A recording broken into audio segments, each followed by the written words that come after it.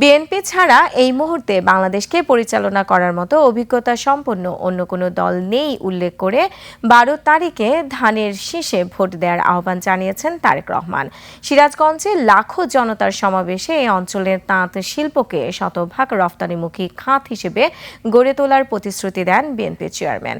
পরে টাঙ্গাইলের জনসভায় বলেন, বিএনপি ক্ষমতায় আসলে ১০,০০০ টাকা পর্যন্ত কৃষি ঋণ মওকুফ করা হবে। সোহেল সামির রিপোর্ট।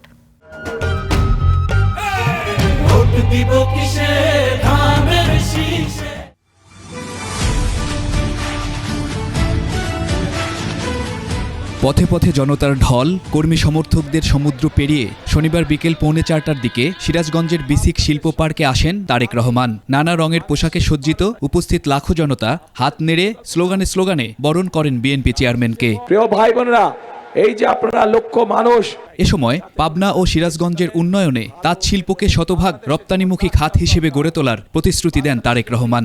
তাঁত শিল্পের সম্পর্কে যদি আমরা পরিকল্পনা গ্রহণ করতে পারি, তাহলে এই তাঁত শিল্প উৎপাদিত পণ্য আমরা ইনশাআল্লাহ সারা বিশ্বে ছড়িয়ে দিতে সক্ষম হব এবং আগামী দিনে আমরা তাই করতে চাই। সিরাজগঞ্জ পাবনায় উৎপাদিত তাঁত পণ্য আমরা সমগ্র বিশ্বে আমরা রফতানি করতে চাই। বিএনপি ছাড়া এই মুহূর্তে দেশ পরিচালনার মতো অভিজ্ঞ কোনো দল নেই উল্লেখ করে তারেক রহমান বলেন, কেবল ফাঁকা বুলি নয়, জনগণ চায় ভাগ্যোন্নয়নের পরিকল্পনা। এই মুহূর্তে বিএনপি একমাত্র রাজনৈতিক দল যেই দলের অভিজ্ঞতা আছে কিভাবে দেশকে সুন্দরভাবে সামনের দিকে পরিচালিত করতে হয়। বিএনপি ছাড়া এই মুহূর্তে বাংলাদেশকে সঠিকভাবে পরিচালনা করতে পারে অভিজ্ঞতা সম্পন্ন এরকম কোনো রাজনৈতিক দল নেই।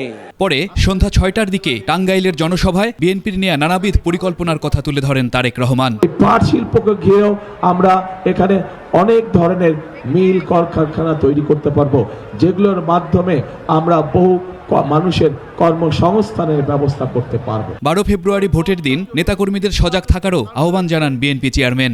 ভোটার অবশ্যই ভোট দিবে যার যার ভোট কেন্দ্রে, কিন্তু সতর্ক থাকতে হবে যে সেই ভোট কেন্দ্রে যে ভোট দিচ্ছে সে সত্যিকারভাবে সেই ভোট কেন্দ্রের ভোটার কিনা। সোহেল সামি, 21 টেলিভিশন, ঢাকা।